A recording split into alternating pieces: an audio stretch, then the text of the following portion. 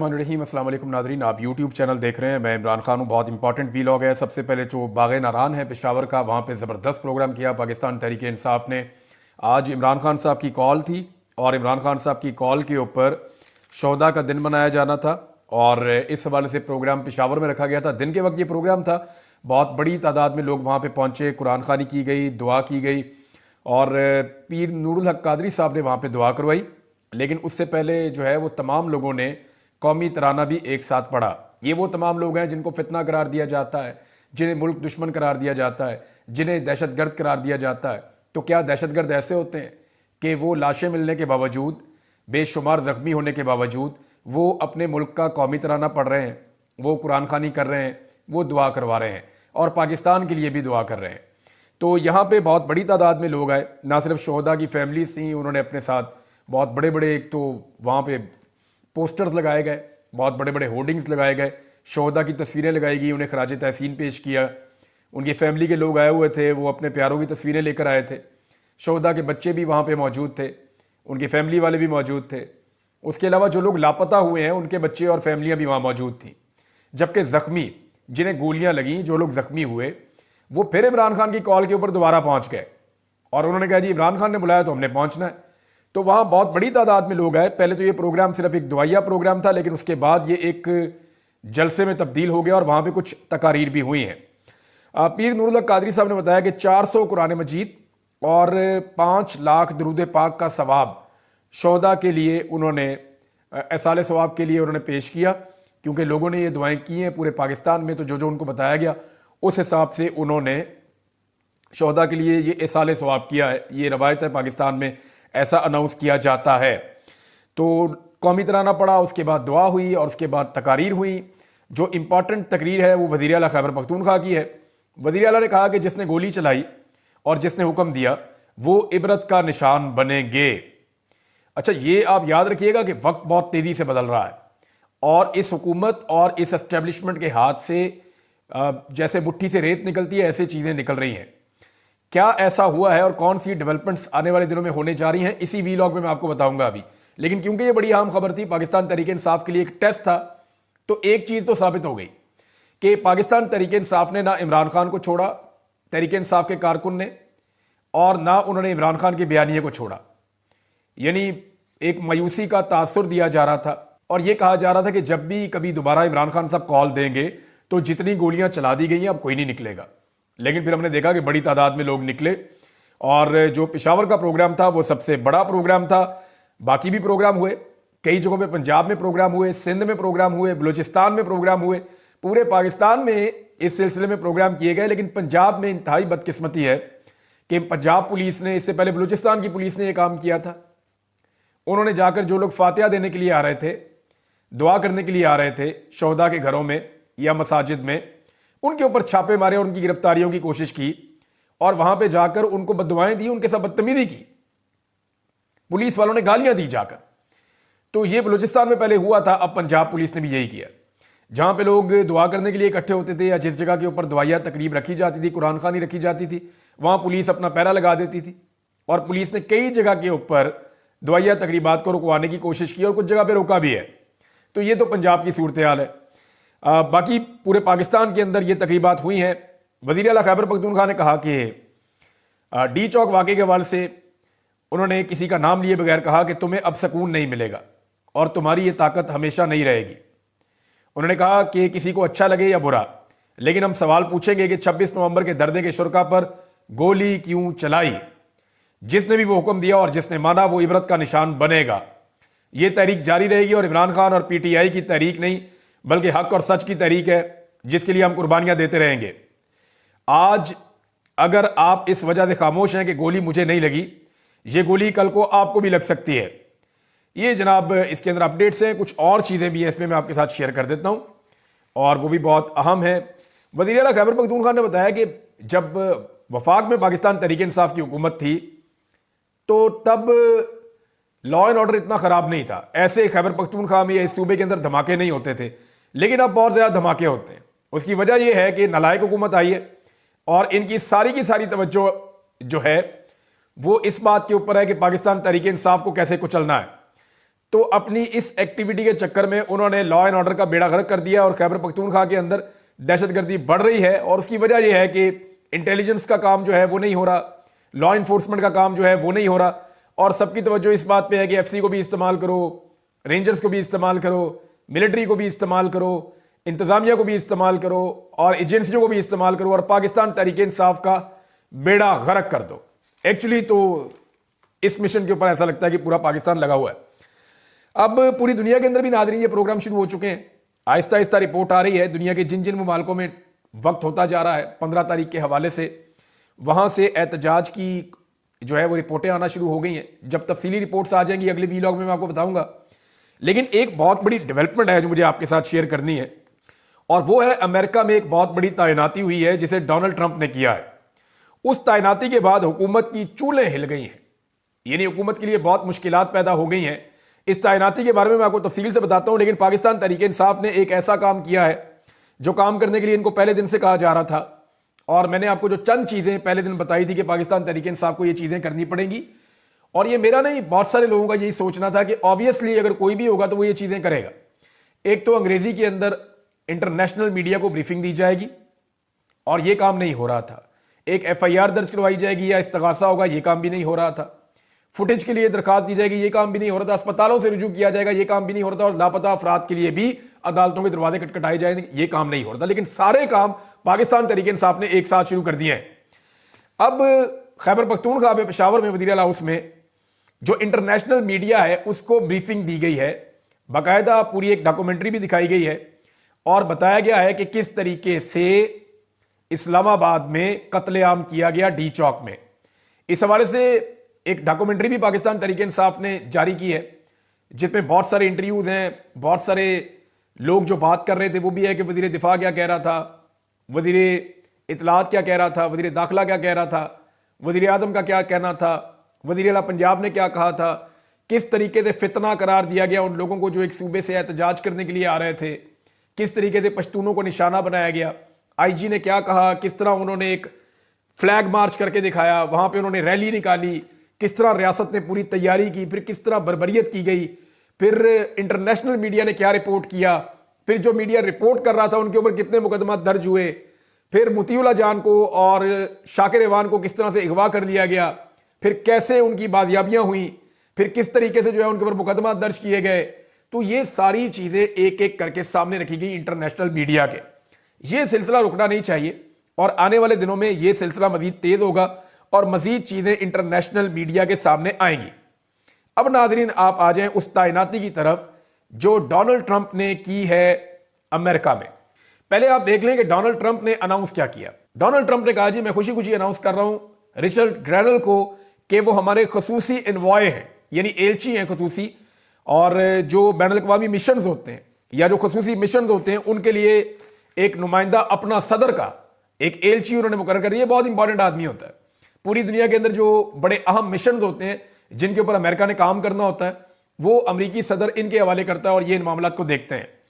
तो इन्होंने बताया जनाब के रिचर्ड जो हैं वो काम करेंगे, डोनाल्ड ट्रंप कह रहे हैं, बड़े हॉटस्पॉट इश्यूज के ऊपर दुनिया के अंदर, जिनमें एक इशू जो है वेनेजुएला का भी है, एक नॉर्थ कोरिया का भी है। उन्होंने कहा मेरी पहली टर्म के अंदर रिचर्ड मेरी टीम का मेंबर रहे हैं और जर्मनी के एम्बेसडर भी रहे हैं और डायरेक्टर ऑफ नेशनल इंटेलिजेंस भी रहे हैं, और कोसोवो सर्बिया के लिए जो नेगोशिएशंस हो रही थी उनमें भी सदारती एलची के तौर पे वो अपनी खिदमत सर अंजाम दे चुके हैं। और फिर उनका एक्सपीरियंस भी लिखा कि उन्होंने क्या क्या काम किया और कहाँ कहाँ काम किया। नेशनल सिक्योरिटी काउंसिल के अंदर काम किया, नॉर्थ कोरिया के ऊपर काम किया, और बहुत सारी कंट्रीज़ के अंदर ये काम करते हैं, इनका बहुत ज़्यादा तजर्बा है। अच्छा, आगे उनकी जो तालीमी काबिलियत है वो भी डोनाल्ड ट्रंप ने लिखी है, और उन्होंने बताया कि ये अमेरिका को हमेशा प्रायोरिटी देते हैं। अब ये आदमी डोनाल्ड ट्रंप ने तो लगा दिया है, इसके ऊपर हुकूमत की कांपें क्यों टांग गई हैं ये मैं आपको बताता हूं। जैसा कि मैंने आपको कई दफ़ा पहले बताया कि मौजूदा हुकूमत का पूरा इन्हिसार इस बात पे है कि जो बाइडन का जो एडमिनिस्ट्रेशन है अमेरिका से, वो कितनी सपोर्ट फराहम करता है मौजूदा रिजीम को।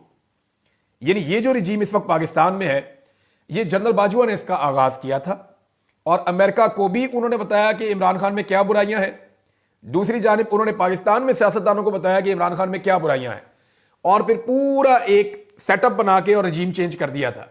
अब ये मैं नहीं कह रहा, पहले मैं अकेले ही कहता था, या इमरान खान साहब कहते थे, या 2-3 हमारे और दोस्त थे वो कहते थे, हम 5-7 लोग ये बात करते थे।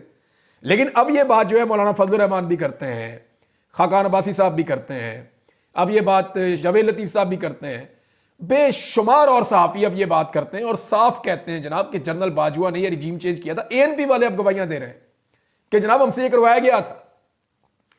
और आहिस्ता आहिस्ता बाकी सियासी जमातें भी ये बोलना शुरू हो गई हैं कि हमसे जबरदस्ती रिजीम चेंज करवाया गया था। रिचर्ड का मामला यह है कि इसको लगा तो दिया है डोनाल्ड ट्रंप ने, हुकूमत का सारा इन्हिसार था जो बाइडन एडमिनिस्ट्रेशन के ऊपर।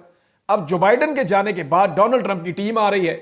डोनाल्ड ट्रंप की टीम में ये जो बंदा शामिल हुआ है ये बहुत इंपॉर्टेंट होता है। दुनिया भर के जितने भी बड़े हॉटस्पॉट किस्म के बड़े अहम तरीन इश्यूज हैं उनको ये बंदा देखेगा, और इस बंदे की सोच इमरान खान के बारे में बड़ी क्लियर है। यानी 26 नवंबर को इस आदमी का एक ट्वीट वायरल हुआ था, और यहां पे जुल्फी बुखारी ने भी इसके ऊपर रीट्वीट किया हुआ है, यहां पे और लोगों ने भी इसके ऊपर रीट्वीट किया हुआ है। इसने 26 नवंबर को फ्री इमरान खान लिखा था कि जनाब इमरान खान साहब को जो है वो रिलीज किया जाए, रिलीज इमरान खान लिखा था। और 26 नवंबर को आपको पता है कत्लेआम हो रहा था डी चौक में। तो ये आदमी अपने आप को इमरान खान साहब के मामले के साथ इसने जोड़ कर रखा हुआ है। लगभग 2 हफ्ते पहले इसने इमरान खान साहब की रिहाई का मुतालबा भी किया था, और उसके अलावा इसने डोनाल्ड ट्रंप और इमरान खान के हवाले से एक ट्वीट किया था कि इनमें मुमासलत क्या है। इन्होंने लिखा था कि वॉच पाकिस्तान, आप पाकिस्तान को देखिए, there Trump like leader is in prison on phony charges and the people have been inspired by the United States red wave.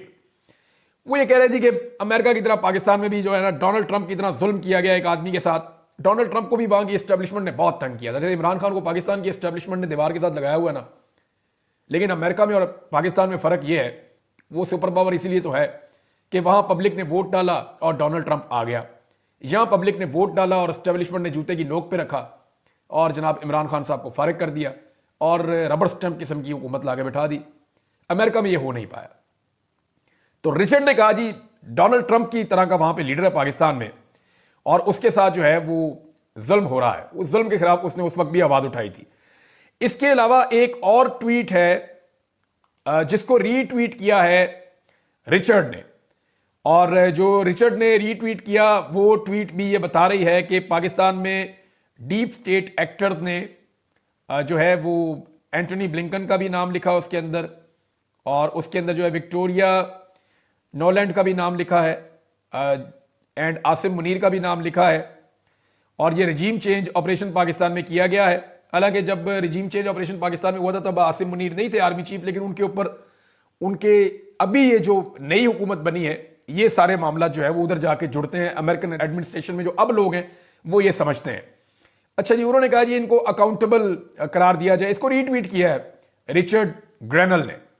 यानी इसका यह मतलब है कि ये 2-3 ट्वीट्स ये बता रहे हैं कि वो अवामी सतह पे आकर खुलकर इस बात का इजहार कर चुके हैं कि इमरान खान के साथ ज्यादती हो रही है, पाकिस्तान में रिजीम चेंज हुआ है। उनका यह मानना है कि पाकिस्तान में रिजीम चेंज हुआ है, और जो रिजीम चेंज करने वाले करैक्टर हैं वो अमेरिका से भी हैं और पाकिस्तान से भी हैं, और इमरान खान के साथ ज्यादती हो रही है और पब्लिक की विल के खिलाफ उसको जेल में रखा हुआ है, और वो बंदा बेगुनाह जेल के अंदर है। उसी तरह की ज्यादती हो रही है जैसी डोनाल्ड ट्रंप के साथ हुई थी, लिहाजा इमरान खान को फौरी तौर पर रिहा करना चाहिए।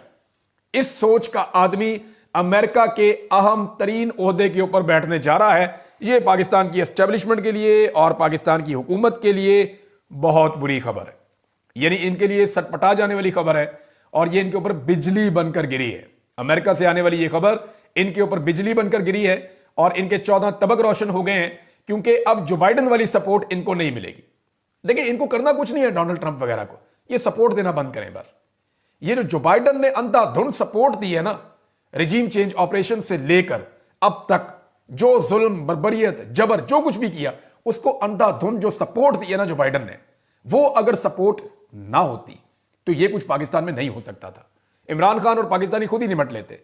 लेकिन जब ये सपोर्ट हट जाएगी तो सूरत हाल बहुत तेजी से तब्दील हो जाएगी। नाज़रीन, एक और चीज बहुत अजीब हो रही। वज़ीर आला पंजाब ने मरियम नवाज ने दौरा किया चाइना का, और बहुत सारे जो हैं वो बंदे, उन्होंने नाच नाच के दानिश्वरों ने घुंघरू तोड़ लिए। कि पता नहीं कौन कौन सी टेक्नोलॉजी, किस किस बीमारी का इलाज आ रहा है, कौन कौन सी सड़कें बनाने का आ रहा है, कौन कौन सी एनर्जी बनाने का आ रहा है। ऐसी ऐसी टेक्नोलॉजी इन्होंने मुतारफ करवाना शुरू कर दी नेशनल टीवी के ऊपर बैठ के, जो चाइना भी इतना तरक्की नहीं किया होगा। यानी चाइना से मरियम नवाज वो चीजें लेकर पाकिस्तान आ जाएगी जो चाइना में भी अवेलेबल नहीं है, मुझे तो ऐसा लगता है। यानी जो चीजें ये बता रहे हैं बढ़ा चढ़ाकर, उन्हें अगर स्टडी किया जाए, आप चले जाएं गूगल करके देख लें, चीजें मौजूद ही नहीं है उनके ऊपर। हो सकता है फ्यूचर में काम हो रहा हो। मैं डॉक्टर से बात की, डॉक्टर कहते हैं यार कानों को हाथ लग गया हमारे तो वो क्लिप सुन के, और मुख्तलिफ क्लिप्स आ रहे हैं, लोग ट्वीट्स कर रहे हैं, पता नहीं किस तरीके से एक जीरो को हीरो बनाने की कोशिश कर रहे हैं। इससे पहले मरियम नवाज को आपने याद होगा, देखा होगा, अल्लामा इकबाल के मज़ार पे ने कहा लिखो, तो का और के लिखना नहीं आ रहा था। तो मैं उस वक्त सोच रहा था कि ये अंग्रेजी मीडियम होगी। बिलीव मी, मैं यही सोच रहा था कि यार इसको कसूर नहीं आप ज्यादा करार दे सकते, कसूरवार आप कैसे कह सकते हैं। ज्यादातर जो हमारे अलीट बच्चे होते हैं, जो सोने का चम्मच मुंह में लेकर पैदा होते हैं, वो अंग्रेजी मीडियम होते हैं, तो उनके लिए उर्दू लिखना जरा मुश्किल होता है। तो का और की का फर्क आ गया, वो लिख नहीं पा रही थी, वो बहुत कभी इधर हाथ जा रहे थे, कभी इधर हाथ जा रहे थे। मुझे लगा कि उर्दू लिखना मुश्किल होगा, मैंने मार्जिन रखा। लेकिन अब मुझे पता चला कि ये तो सिरे से नालायक हैं भाई, निकम्मे हैं। यानी इनके वालिद साहब ने इनकी तालीम पे तवज्जो ही नहीं दी। इमरान खान साहब ने ठीक कहा था, एक तो ये पढ़े लिखे नहीं है, ऊपर से ये कोशिश भी नहीं करते। एक तो इमरान खान साहब की जो तकारीर है, जो पुरानी वो करते रहे चाइना के बारे में, उन तकारीर को सिर्फ स्टडी करके उन्हीं फैक्ट्स को तब्दील किए बगैर, हालांकि दुनिया को 3-4 साल आगे निकल गई है, चीजें अब तब्दील हो गई हैं, उन्हीं फैक्ट्स को दोबारा बोलने की कोशिश की और वो भी गलत बोला, वो भी गलत बोला। इमरान खान की नकल की और वो भी ठीक नहीं की। नंबर 2, पर्चियां रख रख के उन्होंने अंग्रेजी बोलने की कोशिश की और पर्चियां रख के भी ठीक अंग्रेजी नहीं बोली और कई कट लगाने पड़े उसको जारी करने के लिए इनकी गवर्नमेंट को या इनके लोगों को, इनकी मीडिया टीम को। यानी 1 मिनट की वीडियो के अंदर 7-7, 8-8, 15-15 कट्स हैं। ये कट्स क्यों लग रहे हैं? क्योंकि मरियम नवाज अंग्रेजी भी सही नहीं बोल पा रही हैं।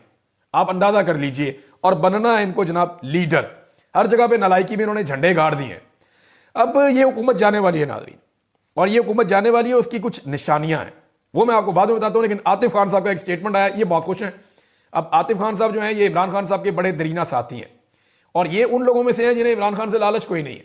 कोई सीधे सीधे लोग हैं, अमेरिका में रहते हैं और इनकी अपनी एक तंजीम है अमेरिकन की।